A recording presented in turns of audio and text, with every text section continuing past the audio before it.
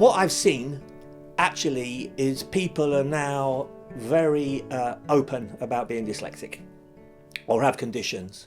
Whereas before, I think when I was young, a lot of people kept stum about it. They were either embarrassed or didn't want to let anyone know because they thought that they would get the sack or they would be inferior. So a lot of people struggled. So I've definitely seen a bigger open, and there's more acceptance. Now, unfortunately, again, sorry, not just being because I'm not in the property industry, although I've branded everybody that you probably know, from all the build to rent companies to all the big construction companies to all the project management companies, tallest buildings, naming them and branding them. But, you know, I do see that I think, you know, people are more accepting, you know, this whole thing about neurodiverse, about, you know, not questioning and actually kind of embracing it, I think. I'm very lucky, you know, which I'm going to tell my story very soon, but, you know, I discovered glitter magic markers and plastic scissors when I was 4 years old, and things have never changed, right? So I skip into my studio every day, and that's what we do. You know, we're talking all the time. We are certainly having fun. We're finding true difference, things that don't exist. We're explorers. We're going out into space and finding stuff that doesn't happen. You know, I was very fortunate. My wife, Sylvie, is half Indian, half French. Both of her parents were, one at the French side, René, DNA scientist.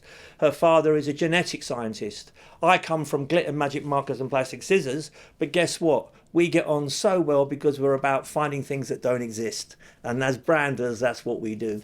It comes naturally to us. You know, that's the whole point. I think what people don't realise is we don't try to find true difference.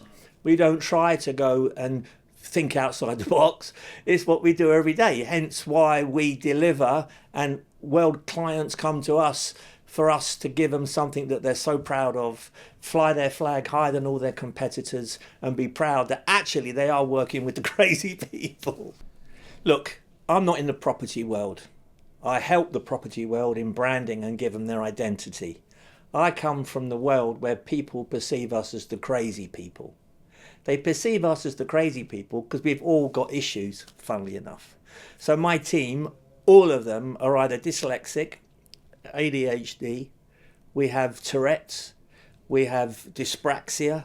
So, you know, we live in that world. So actually it's you guys that have the problem and have the issues, and we don't. So we're very good at looking after each other. The big part of when you have conditions is to have fun and feel safe. If you've got an environment, a company, trust me, that has fun, I guarantee good work comes from it. And that's what we have. We have that environment where we all understand each other. We all help each other, but also it's a given in our industry. Well, you know, it's interesting listening to Monica talking about, you know, all those different specific conditions. I think there are some conditions that I think more difficult to deal with. Now, I have 5 children, dyspraxic, dyslexic, ADHD, another dyslexic. Now, luckily in our household, we've done incredibly well in a sense of, again, having fun and security and protection and feeling safe and proud of what we've got, because it's a true advantage. But, you know, I think ADHD is probably the most difficult one that a young person can have. I think because it has total swings on whether there's too much pressure, and that pressure can cause bad behaviour.